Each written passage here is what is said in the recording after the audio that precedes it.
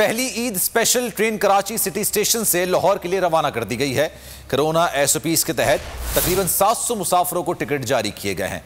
मजीद तफसील बताएंगे हमारे नुमाइंदे मोहम्मद सलीम। पाकिस्तान रेलवे हुकाम की जानिब से 10 ईद स्पेशल ट्रेनें चलाने जाने का ऐलान किया गया था, जो कि आज सिटी स्टेशन से पहली ट्रेन रवाना हो चुकी है। जो ये ट्रेन हैदराबाद रोडी मेन लाइन से होते हुए कल शाम में लाहौर पहुंचेगी। मैं इस वक्त सिटी स्टेशन के मकाम पर मौजूद हूं, मेरे साथ DCO साहब मौजूद हैं। आइए उनसे बात करते हैं कि उनका क्या कहना है। बिस्मिल्लाहिर्रहमानिर्रहीम। जैसे कि आपको पता है कि पहली ईद स्पेशल ट्रेन जो है लाहौर के लिए रवाना हो चुकी है।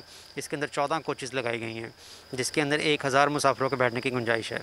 लेकिन कोविड-19 के SOPs की वजह से इसको रिस्ट्रिक्ट किया गया है और 70% लोगों की मुसाफिरों की इसमें बुकिंग की गई है।